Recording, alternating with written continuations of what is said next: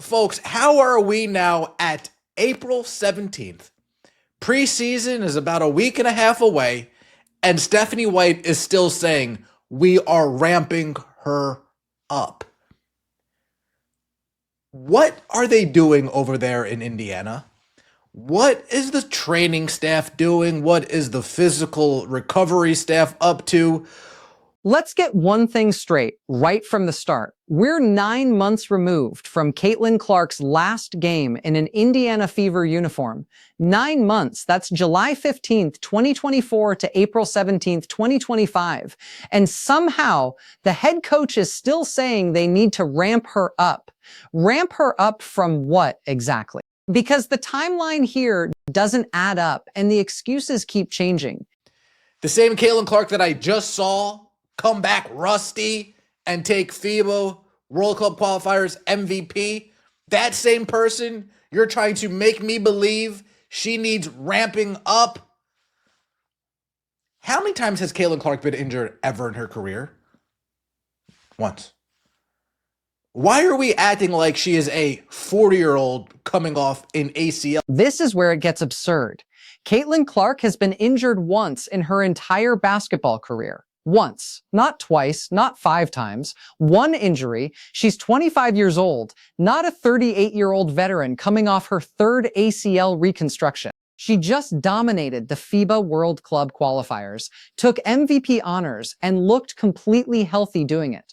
But Stephanie White wants us to believe she needs careful load management before the season even starts. The contradiction is staggering. If she's healthy enough to compete internationally and win MVP, why is she too fragile for full practice participation in Indiana? Injury. Is it the quad that we're ramping her up from? Is it the groin that we're ramping her up from? Is it the ankle that we're ramping her up from?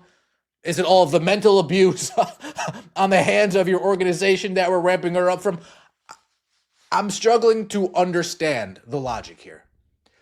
Let's get right into it. Please like the video, hype the video. Let me know your thoughts in the comment section below and subscribe to the channel. I would greatly appreciate it. Before we talk about... Here's what makes this even more suspicious.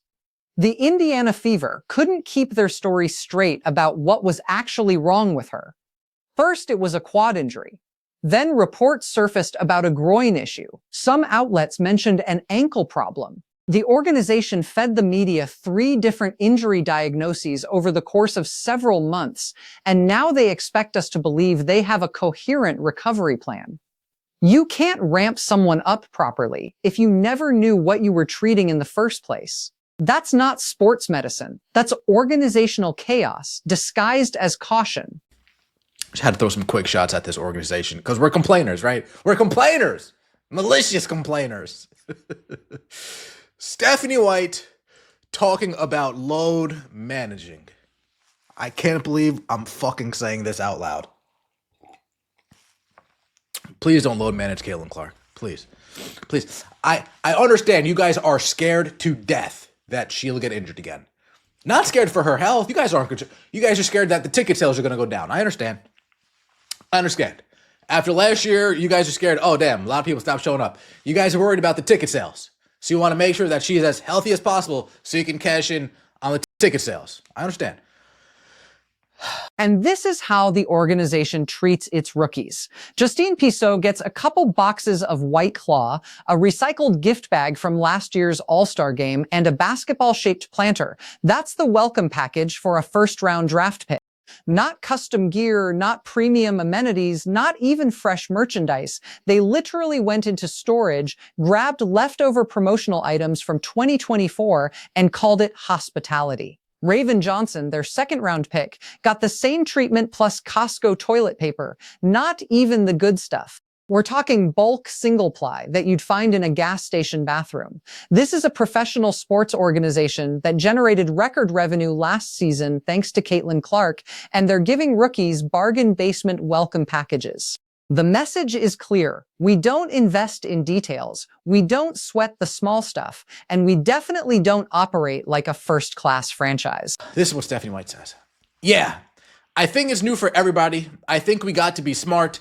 She has worked her butt off this whole offseason to prepare herself while you're over there calling college basketball games. So at least somebody's preparing. We haven't we have that added advantage, and that she played games in March, right, with USA. And so she has game exposure, she has game pace, she has game rhythm, she has game timing, and so we have that advantage. But we also want to be smart. Now let's talk about what Stephanie White actually said about load management. She specifically mentioned that Caitlin doesn't need every rep in practice. Think about what that implies. Point guards live in practice. That's where they develop chemistry with their teammates, learn defensive rotations, master the offensive system. Steve Nash took every rep. Jason Kidd took every rep. Chris Paul built his entire Hall of Fame career on being the most prepared player in the gym. But somehow, Caitlin Clark needs to sit out portions of practice to preserve her health for a 44-game season. That's the logic we're supposed to accept. She doesn't need every rep in practice. Like, we want to continue to ramp her up. What are we ramping her up for? What are we ramping her up from? An injury that happened 9 months ago at this point? 8 months ago? She's 25 years old. She's a spring chicken. She's had 8 months to recover. She's perfectly fine. Why are we ramping her up? I don't understand it. You know, it's a long season, 44 games. And we play a heavy cadence of games in a week. And so we want to be smart in camp and make sure, I don't want to say ease her into it because she's ready for camp, but we want to make sure that we White went further. She said they need to manage what kinds of reps Caitlin gets, not just how many. They want to build her up so there aren't any questions about her readiness. But here's the problem with that statement. If you're managing her reps this carefully 9 months after an injury, you clearly have questions about her readiness. You can't have it both ways. Either she's healthy and ready to handle a full training camp, or she's not fully recovered and you're concerned about re-injury. The Fever are trying to thread an impossible needle, claiming she's fine while simultaneously treating her like she's made of glass. And remember, this is the same player who just played competitive international basketball 3 weeks ago. She wasn't on a minutes restriction in Italy. She wasn't sitting out practices with the USA team. She was playing full speed and dominating. manage the reps and what kinds of reps she's getting just to build her up so that she's ready to go. And we don't have any kind of questions about that. So you guys have questions about whether she's ready to go for the season? Am I reading this right? You guys are questioning whether she can get through a full camp without being injured again? Really? Is this why we went out and got 17 guards? So they all can just take her reps in practice and take her reps in preseason?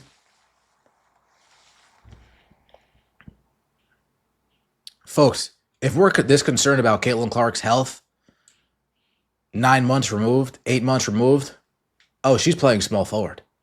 Here's where the small forward experiment comes into play. Multiple reports indicate that Indiana plans to play Caitlin off the ball for significant portions of games this season. Not because it maximizes her talent, but because they're worried that having the ball in her hands too much will increase her injury risk. Let that sink in. The best passer in the WNBA, a player who sees the floor like Steve Nash and shoots like a more aggressive Steph Curry, is going to spend chunks of games standing in the corner waiting for catch-and-shoot opportunities. Why? Because the training staff is paranoid about her workload. This isn't player development. This is organizational fear masquerading as strategic innovation. If Steve Nash was as aggressive as Steph Curry was, Steve Nash is averaging 25 and 12 easy.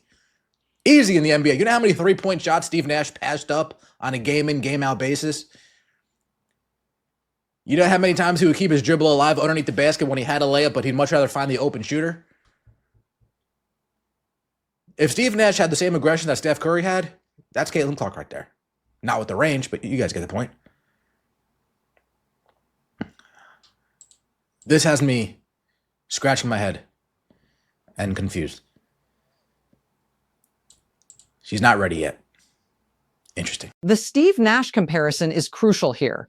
Nash ran the Phoenix Suns offense for 36 minutes a night, every night, for years. He had the ball in his hands on virtually every possession. That constant decision-making, that relentless pace, that physical and mental workload didn't break him down. It made him a two-time MVP.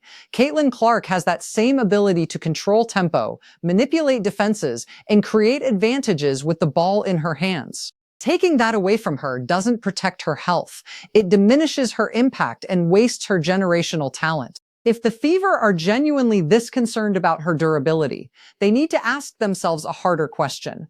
Why is a 25-year-old guard with one career injury being treated like a fragile veteran? Now we're talking about Raven Johnson here. I wanted to give you a chance to kind of add on to something that I saw you saying this week, and when you were talking about the draft and just the players coming out and the coaching they got from Dawn Staley, and I could tell that you have great respect for the way she prepares her players, not just maybe the style in which they play, but also the discipline that they have to have. I talked to Kelly a little bit about this, but how much for you also do you factor that in when you're bringing a player in terms of the background that they have had, that they've been coached? Dawn Staley's never had a player that she's recruited as a guard be an all-star. This is wild. Yeah, I think we have to think about the way that they've been coached, the way that they've been challenged, the systems that they've been in. Does it prepare them to be great in the pros? Does it prepare them to be ready in the rotation or not? What does the trajectory look like when you draft them? And certainly, when you want players who have been challenged, who have been coached, and when you think about a point guard playing for, one of the best point guards of all time in Dawn Staley, that she's going to see the game a certain way. She's going to expect something out of you because she was one of the best to do it. And so when you're challenged on a day-to-day basis, the way that Raven was challenged, I think that it's a great opportunity for us to, that she's going to be ready. Now she's going to be a rookie and she's going to go through things, but in terms of what it means to be coached, what it means to be challenged, what it means to be ready on the defensive end of the floor, what it means to be prepare and compete.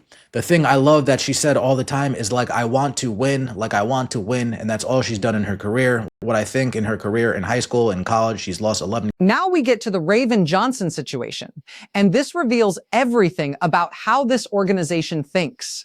Stephanie White spent significant time praising Johnson for being coached by Dawn Staley, for being a winner, for understanding what it takes to compete. All of that sounds great in a press conference. But notice what's missing from that entire discussion. Any mention of how they plan to use Johnson, what role she'll play, or how she fits into their offensive system. It's all platitudes about her pedigree and her winning mentality. Dawn Staley is one of the greatest point guards in basketball history, absolutely. But here's an uncomfortable fact. Staley has never developed a guard she recruited into a WNBA All-Star. That's not a knock on Staley's coaching ability. It's a data point that should matter when you're drafting a point guard in the second round and acting like she's a guaranteed contributor because of where she played college basketball. The Fever are obsessed with Johnson's winning record. 11 losses in her entire career between high school and college. That's remarkable. But winning at South Carolina under Dawn Staley is very different from contributing immediately on a WNBA team that's trying to build around Caitlin Clark. The translation isn't automatic, and the Fever's inability to articulate a specific plan for Johnson suggests they drafted her based on vibes rather than fit. So let's synthesize what we're actually looking at here. The Indiana Fever have a generational talent in Caitlin Clark. She's healthy, she's motivated, she just won international MVP honors. The season starts in a week and a half, and their head coach is talking about ramping her up, managing her practice reps, and playing her off the ball to reduce her injury risk. Meanwhile, they're bringing in a second-round point guard with zero defined role, welcoming rookies with recycled gift bags and discount toilet paper, and operating like an organization that doesn't understand the difference between caution and incompetence. This isn't about protecting Caitlin Clark's health. If it were, they'd have a clear, consistent medical explanation for why she needs restricted reps 9 months after her last injury. They don't. What they have is a pattern of mixed messages, contradictory injury reports, and a coaching staff that seems more worried about covering their own liability than maximizing their best players' talent. Think about what Stephanie White actually said. We want to be smart. We want to make sure we manage the reps. Smart would have been having Caitlin fully integrated into the system months ago. Smart would have been clear communication about her injury timeline from the beginning. Smart would have been building an offensive system that puts the ball in her hands and lets her orchestrate, not one that parks her in the corner out of fear.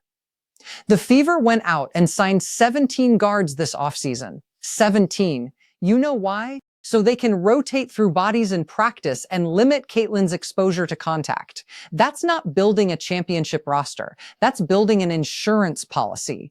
And here's what makes this so frustrating for fans who actually understand basketball. Caitlin Clark doesn't need to be protected from the game. She needs to be unleashed in it. Her entire career from high school through Iowa through international competition has been defined by her ability to handle massive workloads and deliver under pressure.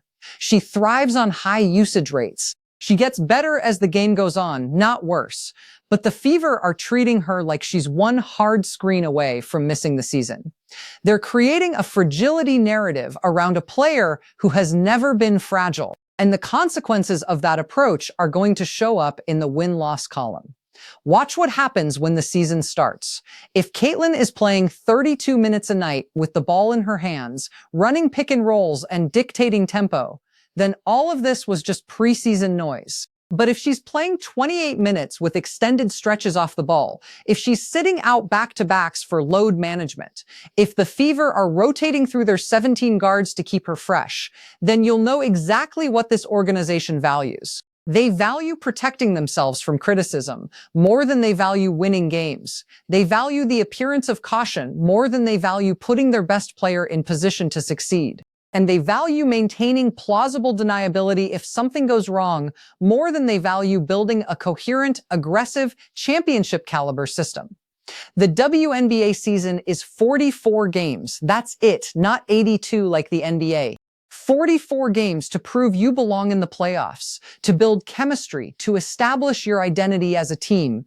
And the Indiana Fever are already talking about managing their franchise players' minutes before the season even begins. Steve Nash played 75 games per season in his mid-30s. Jason Kidd played 78 games at age 38. Chris Paul played 70 games at age 36. These are point guards who handled the ball on every possession, who absorbed contact on drives, who played both ends of the floor.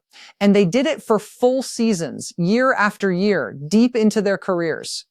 Caitlin Clark is 25 years old with one injury in her entire basketball history. The idea that she needs special handling, that she can't take every practice rep, that she needs to be eased into the season is organizational paranoia disguised as medical prudence, and it's going to cost them games. Because here's what the Fever don't seem to understand. Their window with Caitlin Clark isn't infinite. She's on a rookie contract now, but in a few years, she'll have leverage. She'll be able to choose where she plays. And if the Indiana Fever spend these crucial early years mismanaging her talent, treating her like damaged goods, and failing to build a competent organization around her, she's going to leave. She'll go to a franchise that actually knows how to maximize elite point guard play. She'll go somewhere that invests in the details, that treats rookies like professionals, that doesn't recycle last year's all-star gift bags and call it hospitality. She'll go to an organization that understands the difference between smart load management and excessive caution born from fear. The Fever have a choice to make. They can trust that Caitlin Clark is who she's always been, a durable, high-usage, elite talent who makes everyone around her better. Or they can continue down this path of managing her reps, limiting her touches, and treating her like she's perpetually one practice away from injury. One of those approaches builds a championship contender. The other builds excuses for why they couldn't get it done. And based on everything we've seen so far, from the contradictory injury reports to the load management talk to the bargain basement rookie treatment, the Indiana Fever are choosing excuses. So here's my question for you. If you're Caitlin Clark, how much patience do you have for this? How many seasons are you willing to spend in an organization that doesn't operate like it deserves you? Because the WNBA has expansion teams coming. New franchises that will be built from the ground up with modern front offices, competent coaching staffs, and an understanding of how to treat generational talent. The clock is ticking on Indiana, not on Caitlin Clark's health, on their ability to prove they're worthy of keeping her. Let me know what you think in the comments. Are the Fever being appropriately cautious, or is this organizational dysfunction disguised as player protection? And if you were Caitlin, how long would you stick around? Hit that like button, subscribe for more WNBA analysis, and I'll see you in the next one.